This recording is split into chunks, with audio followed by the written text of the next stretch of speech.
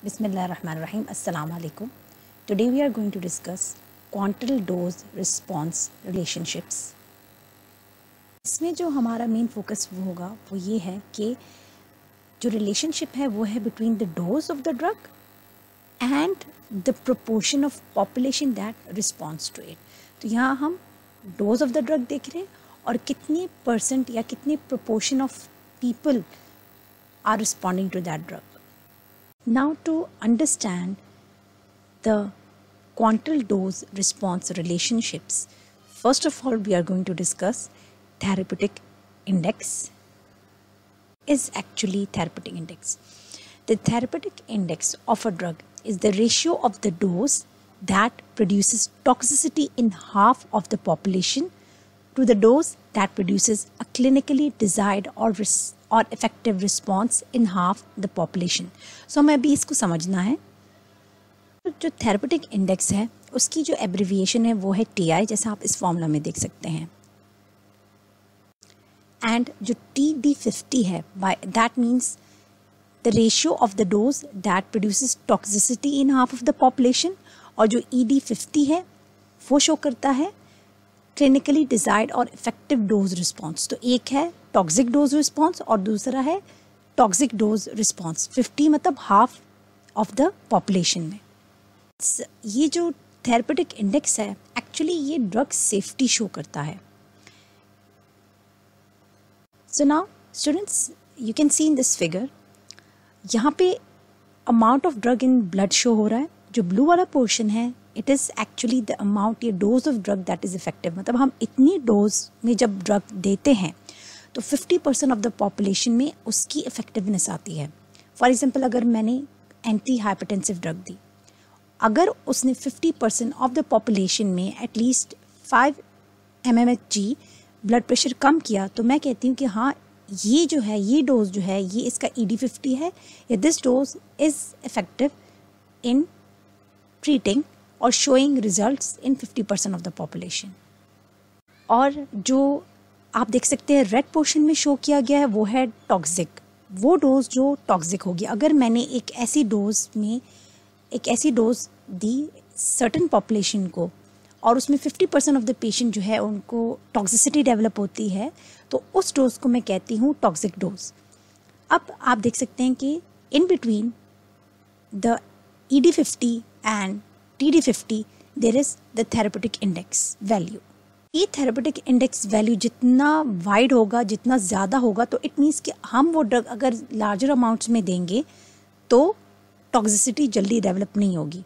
जितना ये मार्जिन या जितना ये वैल्यू शॉर्ट होगा, स्मॉल होगा, जो ग्रीन पोर्शन जो शो हो रहा है ये थेरेपेटिक इंडेक्स है, जितना ये वाइड होता जाएगा तो इट मीन्स कि वो ड्रग सेफ है. अगर हम उसको ज़्यादा डोज में देंगे तो टॉक्सिसिटी जल्दी डेवलप नहीं होगी.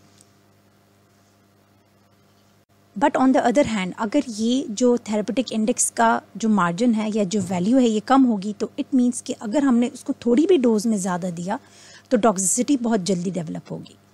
दिस इज़ अनदर फिगर जिसमें हम यही कॉन्सेप्ट को दोबारा से समझेंगे. आप देखें कि यहाँ पे हमने इसको प्लॉट किया हुआ है plasma concentration of the drug against the time. आप देख सकते हैं कि फर्स्ट ऑफ ऑल ये जो सब थेरेपेटिक डोज है, तो इट मीन्स कि अगर आप इस डोज में कोई ड्रग देंगे तो वहाँ पे आपको कोई बायोलॉजिकल या कोई रिस्पॉन्स नहीं मिलेगा उस ड्रग का. अगर आपने पेन किलर देना है या कोई एनाल्जेसिक देना है तो वो अपना इफेक्ट नहीं शो करेगी इस डोज पे, तो उसको हम कहते हैं सब थेरेपेटिक या below the level eight which the response will be produced by the drug. Next आप देख सकते हैं desired response, that does which is required to produce a biological response. After that we have the therapeutic window and then we have the adverse response. तो आप देख सकते हैं कि desired response और adverse response के in between therapeutic window होता है. जितना ये window wide होगा it means कि हमारे पास जो है चांस है कि हम अगर उस ड्रग को ज़्यादा डोज में भी देंगे तो जल्दी से हमारे पास टॉक्सिक या एडवर्स रिस्पॉन्स नहीं आएंगे. तो ये है therapeutic window. We want to see that what is the clinical significance of the therapeutic index. Therapeutic index actually is determined by different preclinical trials and followed by clinical trials.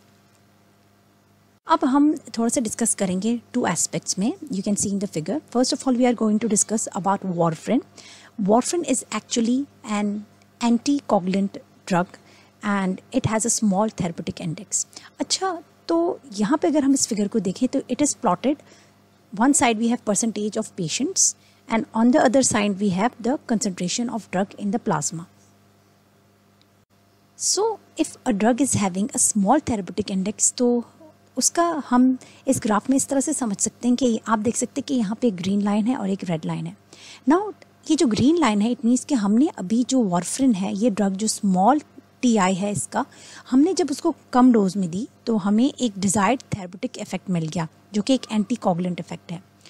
लेकिन आप देख सकते हैं कि जो रेड है it means कि वो डोज जिसमें एडवर्स इफेक्ट्स स्टार्ट या अपीयर होने लगते हैं, डिजायर्ड और अनवांटेड इफेक्ट्स के इन बिटवीन जो विंडो है वो स्मॉल है. ठीक है, अब हम इसको कंपेयर करेंगे नेक्स्ट एग्जाम्पल से, पेनिसिलिन की एग्जाम्पल से जिसका लार्ज थेरेप्यूटिक इंडेक्स है. सो ड्रग्स जिनकी स्मॉल थेरेप्यूटिक इंडेक्स होती हैं तो उनके डोजेज में हमें बहुत केयरफुल रहना पड़ता है.